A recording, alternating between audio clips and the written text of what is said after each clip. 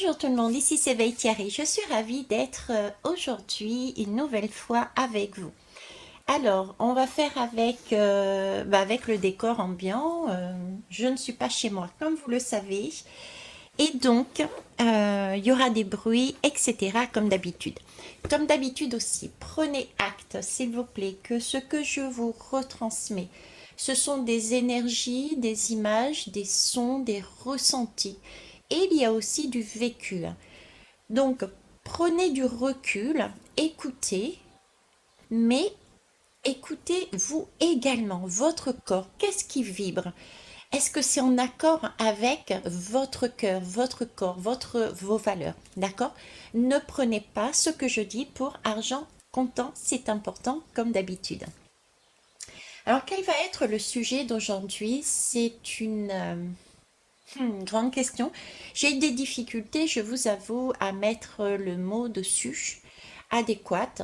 J'avais envie de mettre tonnerre, écroulement, bulle qui éclate. J'avais résilience, le mot résilience, de retour à la réalité. Et en même temps, ce que je vais vous dire est bizarre, mais vraiment cette sensation d'un monde qui explose et d'un ouf, c'est bon. On va pouvoir faire autre chose maintenant. Alors, j'ai pas une notion de rapidité, par contre, dans reconstruction, oui, dans la reconstruction, mais c'est quelque chose de super, quoi. C'est génial et voyez ça toujours de manière positive. Euh, pour ceux qui n'ont pas eu l'occasion d'écouter la guidance, la dernière guidance, je vous propose de la faire également, ce qui vous permettra aussi de comprendre en fait. Quelque part, ce sont des suites, ces guidances. Allez, c'est parti. Je vais commencer par tirer des lames et ensuite, je vais vous donner ce que j'ai eu et puis nous irons voir la signification des lames. Alors, je vais prendre l'oracle du mana. Ok.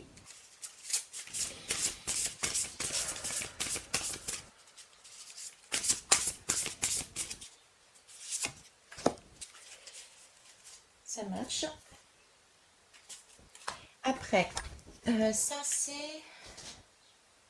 les chercheurs de lumière. Attendez, je vais mettre ça là.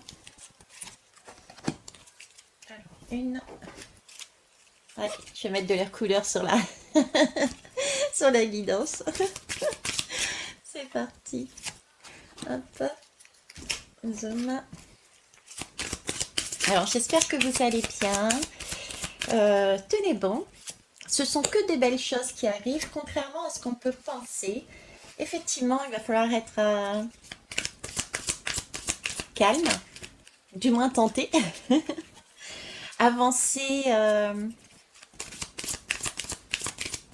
en équilibre avec vos émotions. Ne pas péter des câbles, j'ai envie de dire, même si, ben, si ça se passe, c'est que c'est comme ça aussi. C'est peut-être le déclencheur et avoir vraiment cette capacité de voir les choses de manière lumineuse. Plus vous verrez de manière lumineuse, mieux ça se passera, j'ai envie de dire. Ok. Alors du coup, je suis restée sur deux mots au final. Sur retour dans la réalité et sur la résilience. Ok. Alors, l'histoire est un couple. L'histoire est un couple, c'est un couple familial dans ce cas-là. Et c'est mon couple familial, on va dire. Je ne citerai pas la seconde personne, hein, celle qui est en face de moi. Mon couple familial, euh, il y a eu, si vous voulez, une accumulation de choses qui se sont faites de part et d'autre, tout simplement parce que il y avait comme un choc de deux mondes différents. C'est bizarre à dire, mais il y avait comme un choc de deux mondes différents. Ça, c'était la première impression. accumulation parce que chacun était quelque part positionné sur son schéma et à un moment donné, ça a explosé. Et là, c'est soulagement. Soulagement parce qu'on se rend compte dans ce schéma familial, soulagement parce qu'on se rend compte qu'en fin de compte, les deux mondes, nous agissions en miroir et ce qui va nous permettre de nous guérir et d'avancer de manière différente maintenant que les choses sont posées. C'est pour ça que je vous disais retour dans la réalité et la résilience. Je vais donc aller là-dessus. Oui, je vais tchatcher. Alors, qu'est-ce que c'est la résilience? Déjà, c'est notre capacité à rebondir, à nous adapter et à dépasser en fait les challenges de la vie. D'accord? C'est un phénomène, on va dire, psychologique, hein. Pour une personne qui a eu un choc traumatique ou alors des difficultés dans sa vie, mais qui l'ont marqué. Donc, en clair, je pourrais dire que la résilience, c'est vraiment prendre acte de l'événement de manière à ne plus revivre cet état et se reconstruire. Ce qui est génial, parce que ça veut dire que là, avec revivre cet état et se reconstruire, ça veut dire que nous étions dans des schémas répétitifs. D'accord?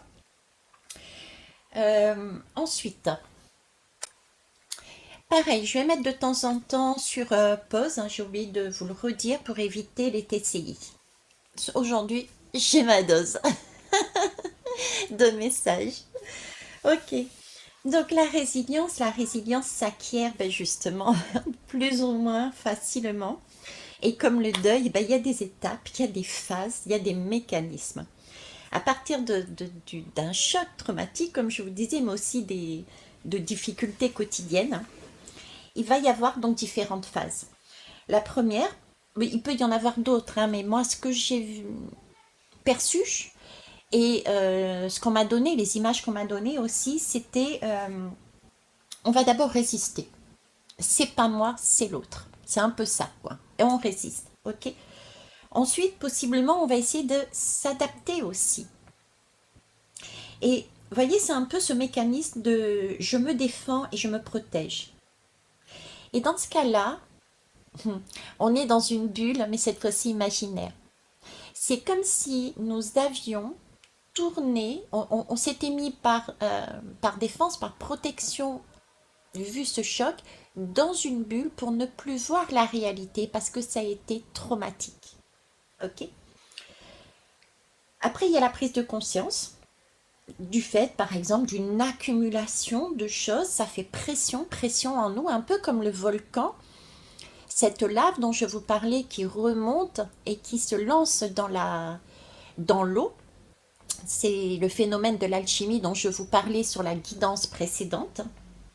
Donc, il y a une prise de conscience du fait d'une accumulation, d'accord? Il peut y avoir aussi le jeu de miroir qui, pour moi en tout cas, ça a été un déclencheur, c'est le jeu de miroir. Après, écoutez, on signifie, on évalue, on retrouve la positivité en soi pour se reconstruire et on retrouve tout ce côté créateur que nous avions en nous, comme je vous disais, justement sur cette dernière guidance. Pour finir, sur un dépassement de soi, tout simplement. On a décidé de dépasser tout cela, ok? Alors, pour clore plus ou moins le chapitre, je vais vous donner tout de suite les pistes que l'on peut avoir, euh, les facteurs que l'on peut avoir pour aller justement vers cette résilience.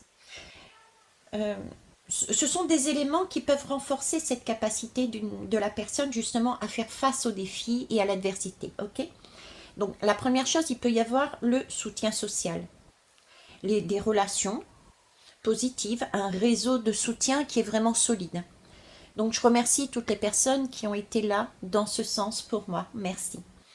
Ensuite, on peut avoir aussi justement cette capacité à être optimiste, à se remettre des pensées positives et avoir cette croyance en cette capacité à surmonter les obstacles qui doivent être essentiels. D'accord?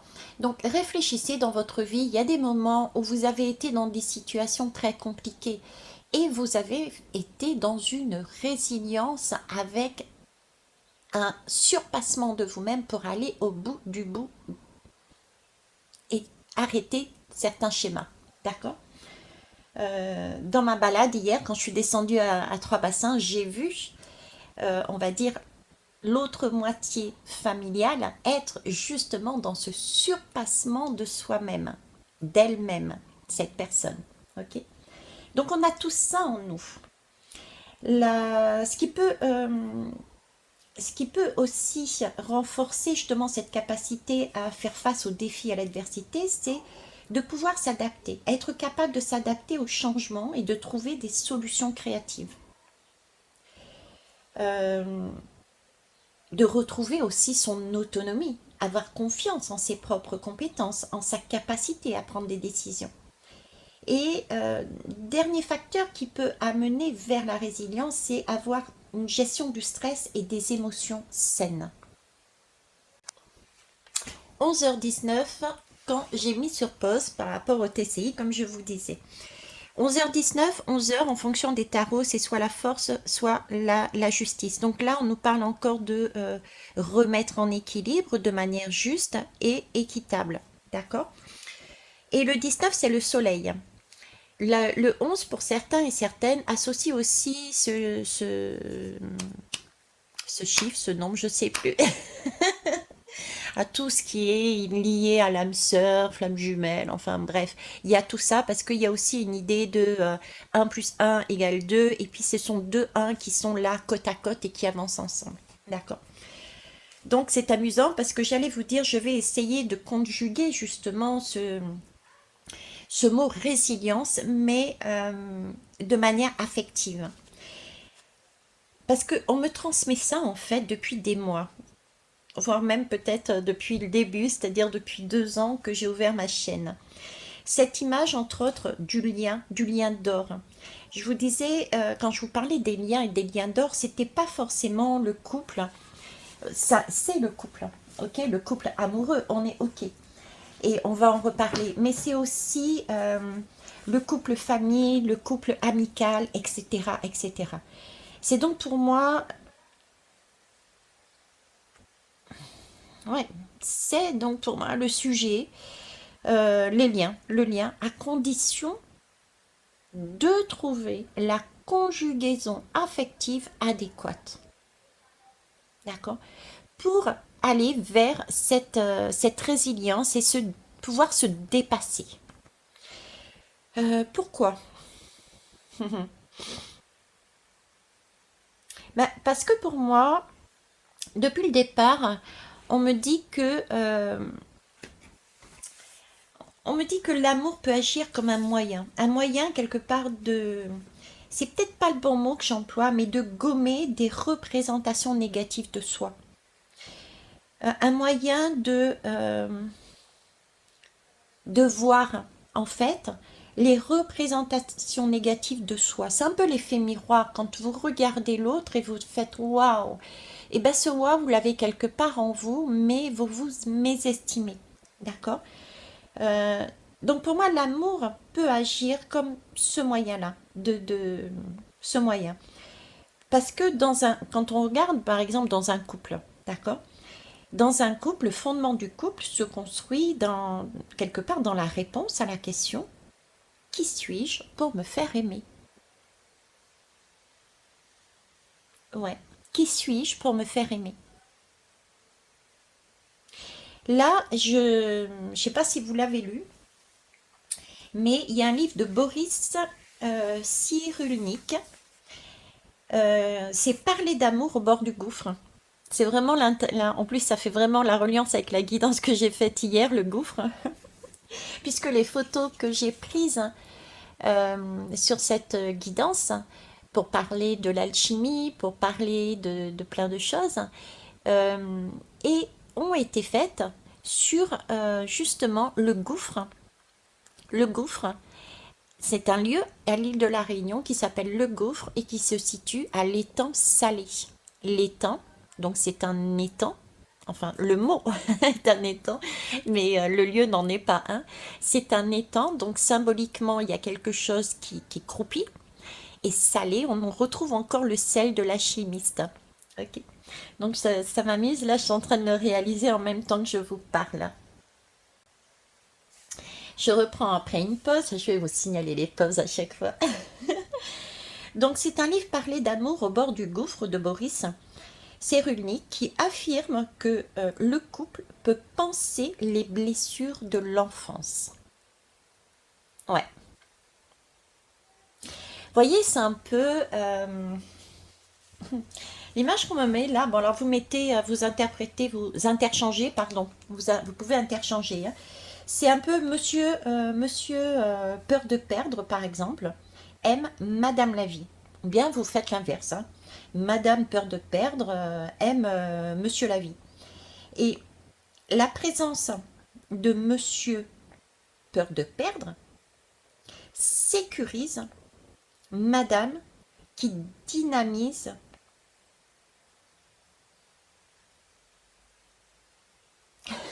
J'ai perdu le fil. Attendez, je me recentre. Et je sais, c'est parce que je vous ai dit faites vice versa. Donc du coup, dans ma tête, ça n'a pas switché du tout, quoi. Donc je reprends. Admettons, on va choisir un exemple, ok? Il y a monsieur qui a peur de perdre, par exemple, et qui aime madame, qui aime elle-même la vie, ok? Et donc du coup, la présence de madame sécurise monsieur qui dynamise, lui, madame. Alors, est-ce que c'est l'amour qui vraiment permet la résilience ou la résilience qui permet l'amour? Alors, pour Boris, il explique que les deux se renforcent mutuellement, car l'humain ne peut vivre et se développer que si un autre met quelque part son empreinte sur lui. Euh, il y a quelque chose aussi que j'avais envie de vous mettre aussi à votre disposition. C'est qu'en règle générale, une première expérience de l'amour. Mais quand je parle amour, c'est vraiment, c'est pas un sentiment amoureux. C'est pas, je, vraiment l'amour, quoi. J'ai des difficultés à mettre le terme dessus. C'est un amour, je sais pas, c'est au-delà de ce qu'on peut imaginer. Ça vous tombe dessus. Vous voyez, c'est ça, en fait. Donc, quand on a une première expérience de l'amour, ça peut être une occasion justement apparemment de réparer une représentation de soi. Avant, c'était plus de l'ordre de schéma répétitif. C'était un peu comme si nous expérimentions des choses et que nous étions là à essayer de comprendre les différentes facettes avec différentes personnes. Et ensuite, le premier amour, celui qui, waouh, c'est là que, ok, il y a un choc, il y a quelque chose, et on a une possibilité avec ce monsieur et cette madame de pouvoir, j'allais dire s'auto-guérir, hein, de pouvoir trouver un espace commun et de d'amener l'un et d'amener l'autre à avancer sur son parcours de vie. Comme si avant, pardon, nous avions des expériences de sentiments d'amour et du coup ce n'était qu'un sentiment d'amour. Ce n'était pas quelque part un véritable amour, ce qui fait que ça, on apprenait des choses, on capitalisait des expériences, des leçons, mais c'était comme si nous restions quelque part sur notre faim. Et le véritable amour est un déclencheur pour justement s'auto-guérir. C'est ce qu'on me montre, en tout cas. Ok. Alors, on va aller voir les lames. Je déplie mon corps. Allez, c'est parti. Alors, hop. On va aller prendre déjà l'oracle du mana. Et ben voilà, ressuscite l'âme sacrée. Donc on est bien là dans de l'amour, je dirais pas inconditionnel, parce qu'on n'y est pas encore. On est là sur cette résilience, sur cette guidance. Pour moi, on est sur une prise de conscience. On est sur une tour, on est sur un tonnerre qui nous tombe dessus. Et on va vers une âme sacrée qui ressuscite. Avec tout un parcours, justement, de guérison l'un envers l'autre. Ce qui me fait penser à la roue de fortune, où il y a les deux serpents symbolisant la polarité masculine et féminine, je vous en avais déjà parlé, et le fait de se guérir l'un l'autre, de trouver des compromis pour avancer chacun dans son parcours, mais en même temps ensemble, on s'auto-guérit, va permettre de stabiliser une roue, la roue de la fortune, ce qui fait qu'on ne va pas revivre tout le temps les mêmes expériences parce que la roue ne va plus tourner, elle va rester sur le mode je suis stable, je suis équilibré et l'abondance est là, en face de moi. Ok? Alors, qu'est-ce qu'il nous dit de plus? Alors, bah, je suis désolée, mais pour moi, je vois le rapport encore avec ma dernière guidance. Hein. J'ai pas 36 mots pour le dire, tout simplement. C'est pour moi la suite de l'autre guidance, c'est-à-dire ressusciter l'âme sacrée. Je vous parlais de deuil tout à l'heure, j'ai vraiment l'impression d'un deuil là.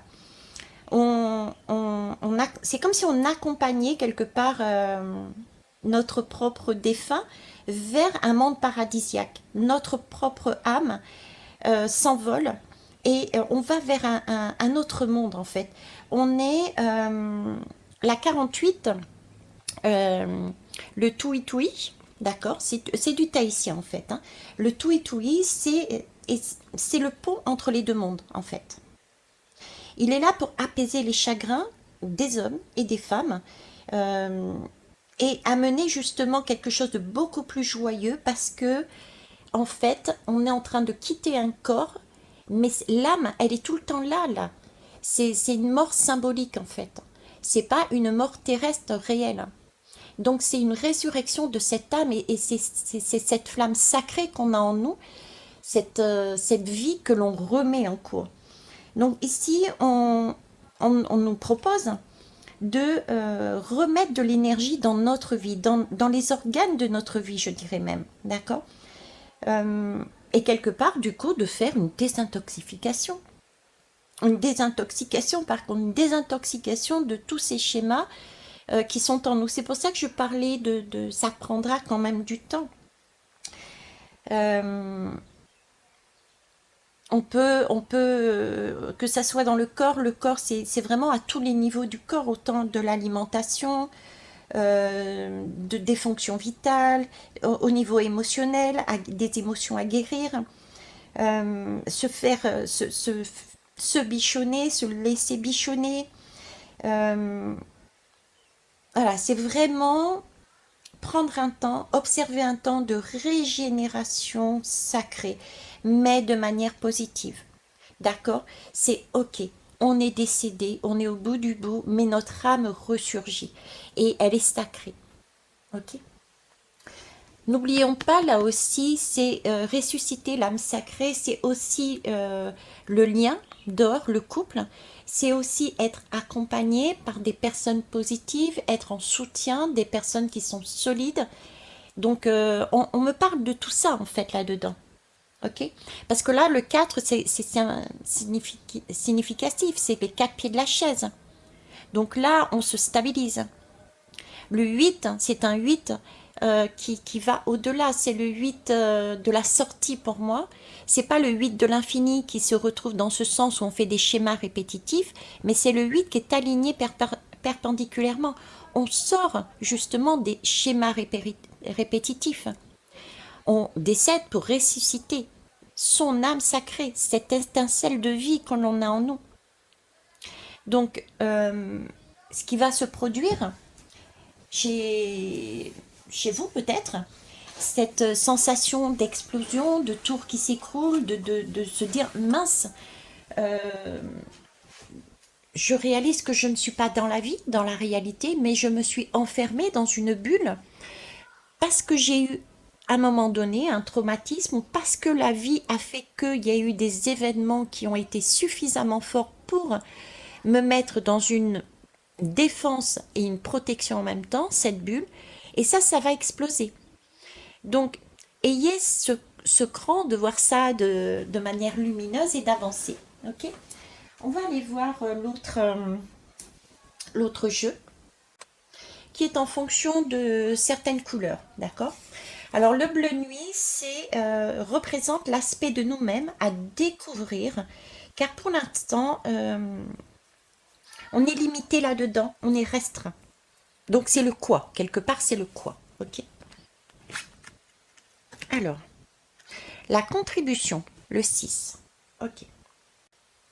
Alors, c'est tout à fait ça, c'est l'âme sacrée, c'est l'étincelle de vie que nous avons en nous, chacun et chacune. Si vous voulez, là-dessus, sur cette lame, oui, vous la voyez suffisamment.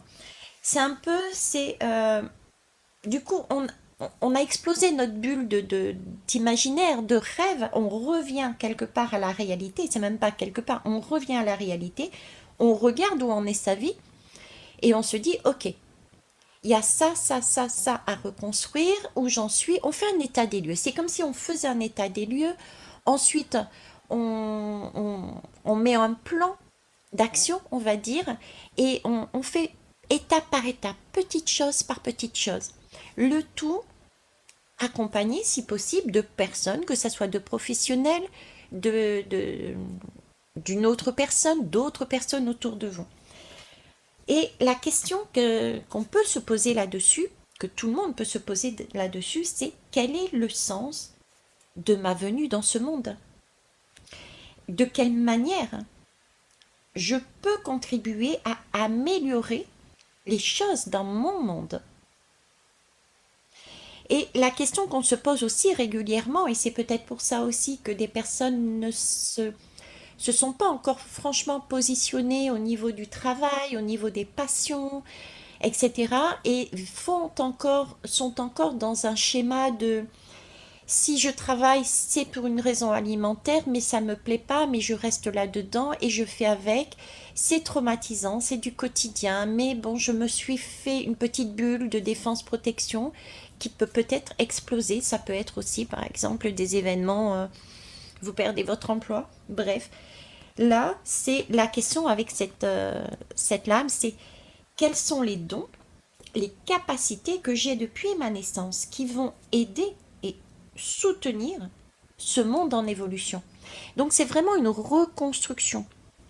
Un choc traumatique, défense, protection, une bulle où on se met à rêver à l'intérieur, on tourne le dos à la réalité, ok, comme sur la guidance du gouffre. Il y a une alchimie qui se fait, une explosion avec cette lave, cette eau bouillonnante, cet état de buée que je vous disais où l'âme ressuscitait, d'accord, pour poser ces questions-là. Là, on est dans un aspect qui est limité et c'est là-dessus qu'on nous demande de travailler. Ok, on va aller voir plus loin. Le bleu ciel, c'est le sens de l'expérience, ce qui a besoin d'évoluer, le pourquoi. Ok. La gratitude. Ok. Je kiffe cette guidance parce que la gratitude, c'est la fin de la guidance précédente. C'est-à-dire que je vous parlais d'expériences de miroir des autres qui nous percutaient, d'accord?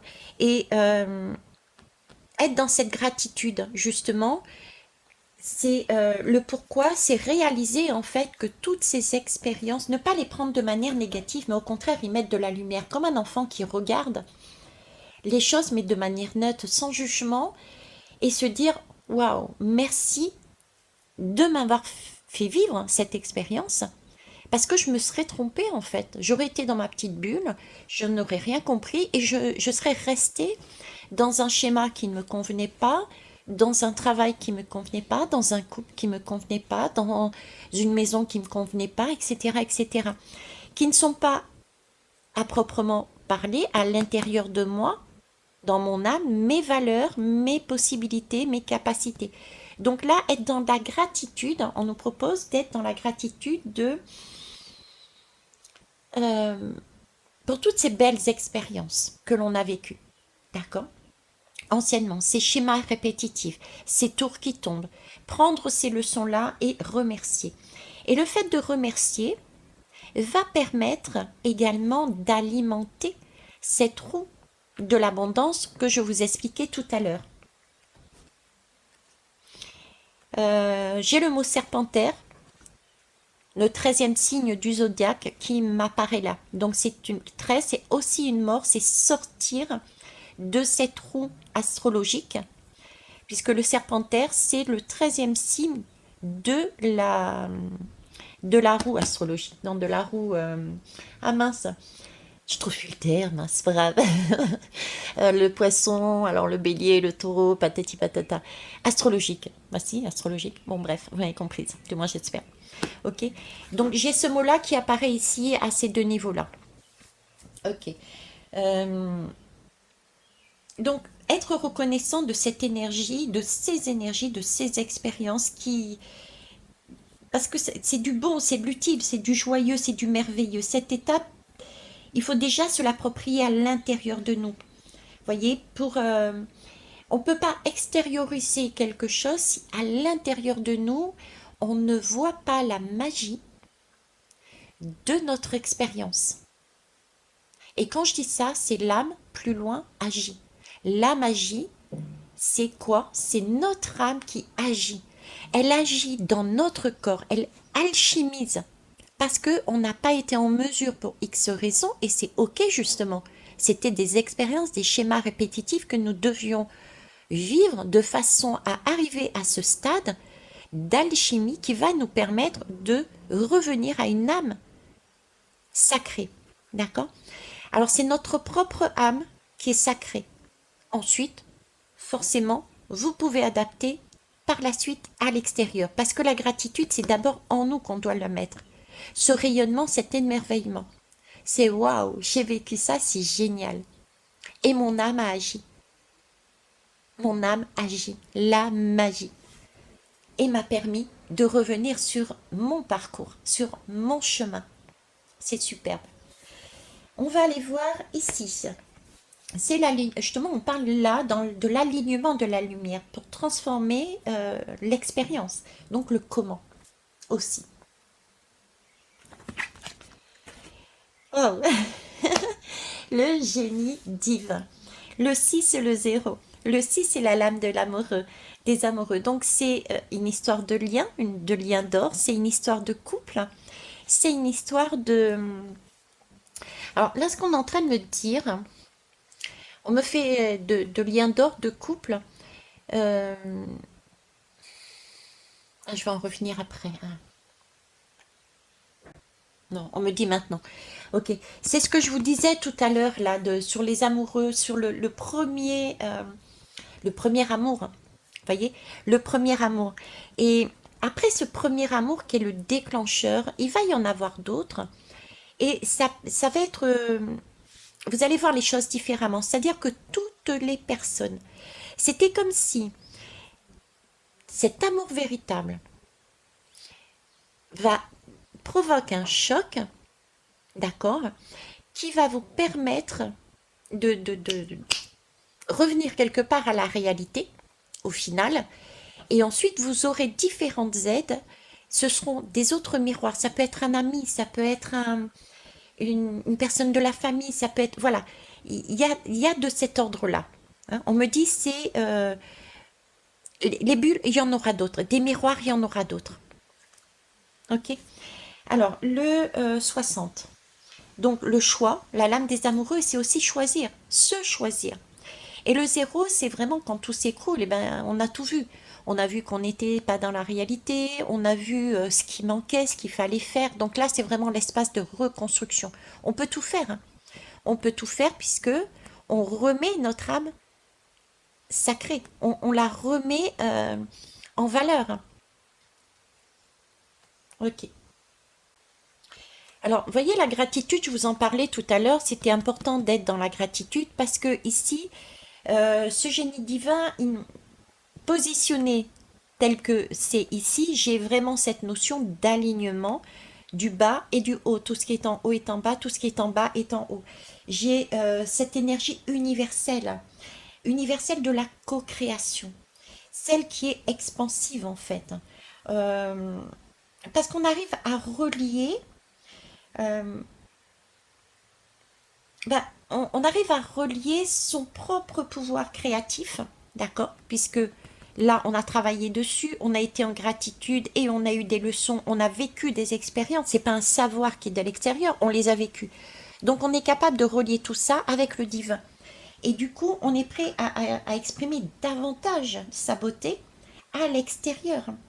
On est prêt à s'aligner aux informations qui sont en nous et de les exprimer avec beaucoup plus, j'ai envie de dire, d'amour, d'authenticité. Et du coup, on est guidé, on est aidé à être de plus en plus enthousiasme. On a l'impression d'être rajeuni, hein. Et du coup, on choisit aussi, je vous parlais de travail qu'on faisait par, pas par choix, hein. Dans sa tête, on faisait ça parce qu'on n'avait pas le choix. Mais là, on est poussé justement à être au service d'une cause noble, justement. Et c'est là-dessus elle est belle, cette transformation. Parce qu'elle contribue à créer un équilibre entre le chaos et la cohérence. Et c'est le nouveau monde qui se met en place encore une fois. Ok. Ici, c'est la lame de l'inspiration. Une inspiration, tout simplement. Oh. Vous avez vu la bulle? Regardez. Ce feu-là.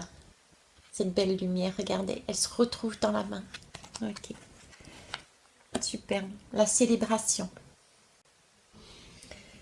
C'est ça. Voyez cette lumière, cet accouchement, je vous parlais aussi dernièrement sur un de mes posts, j'avais ce sentiment d'accouchement. Et bien, cet accouchement, c'est ça, c'est l'accouchement de notre âme. La- Ok, je reprends. Excusez-moi. Décidément. Je reprends parce que la guidance s'est interrompue. Je vous disais l'accouchement de notre âme. C'était un post que j'avais mis. Donc, notre âme sacrée, en suivant ce parcours, nous permet de célébrer notre lumière, de célébrer notre part sacrée en nous. Et du coup, on a cette puissance dans nos mains. Je vous ai fait aussi un post sur les mains. Je ne sais pas si vous vous rappelez, c'était lors d'une nouvelle lune où je vous disais que nous avions tous les monts nécessaires, tous les astres dans nos mains, toute cette puissance. Chaque doigt correspondait à une façon d'agir, d'être. Et donc, on avait tout ça en nous pour justement nous révéler. On avait cette possibilité d'être vu cette fois-ci, mais pour nos talents, pour nos capacités, euh, pour ce que, parce que on est en mesure d'offrir maintenant ça aux autres. Vous voyez ces personnes qui étaient dans un boulot, on va dire dans dans leur bulle de choc traumatique, je n'ai pas le choix, je reste dans un monde imaginaire et j'agis de manière mécanique, je fais ce travail-là. Cette bulle, elle éclate, ok? Et là, vous réalisez, si vous faites ce parcours, que vous aviez tout en vous pour faire quelque chose de beau, de bon, pour contribuer à un meilleur monde. Vous offrez ce que vous avez déjà à l'intérieur de vous. Donc c'est une reconnaissance de vous-même, par vous-même, mais c'est aussi une reconnaissance de vous-même par les autres ou des autres. Parce que là, vous êtes sur un schéma authentique. Vous êtes dans cette passion et du coup, le travail ne sera plus un travail qui signifie quand même labeur, hein, qui signifie douleur, le mot de travail, hein. On rentre en travail, nous les femmes, on dit on rentre en travail pour accoucher. Ok. Donc ça aussi, c'est changer aussi nos mots, nos perceptions et nos mots. Ce sera plus un travail, mais ça sera un acte d'amour, une passion. Là est important la différence des mots aussi. Ok. Eh bien écoutez, c'est ce que je... Ben, je ne vais pas vous dire plus que ça. si ce n'est que affirmer. Si, on me dit 77. 77, c'est 7 et 7, 14. 14, c'est un temps de errance. C'est la lame de la tempérance, donc c'est un temps de errance. Le 14, c'est aussi prendre, créer quelque chose. J'ai l'habitude de dire un filtre d'amour de soi par rapport aux autres. C'est vivre dans un monde, mais cette fois-ci dans un monde réel, j'ai envie de dire, mais qui, une réalité que l'on a mis en place et qu'on offre ensuite aux autres parce que ça vient de notre monde intérieur. On a vraiment tout dans les mains. C'est plus facile à dire qu'à faire. Je suis comme vous, je passe par là. Et je suis contente d'être passée par là. Maintenant, il n'y a plus qu'à, n'est-ce pas? Pour finir, je vous remercie de m'accompagner jusqu'au bout de mes guidances. Je vous remercie pour vos retours qui me servent aussi de miroir. Vous m'amenez également sur ce chemin. Permettez-vous, autorisez-vous, si vous avez besoin de clés de compréhension pour aller sur ce chemin beaucoup plus précise par rapport à votre propre expérience, à me contacter. Là, vous avez des ressentis, des images, des sons, toute une palette de supports dont je me sers parce que ce sont des énergies qui me sont amenées et j'ai aussi une part de mon vécu. Donc prenez du recul et autorisez-vous à me contacter si vous voulez quelque chose de beaucoup plus précis pour vous. Sur ce, je vous kiss, je vous like, je vous love. Ah, d'habitude je dis je vous love. Et puis je vous embrasse. Bisous, bisous tout le monde.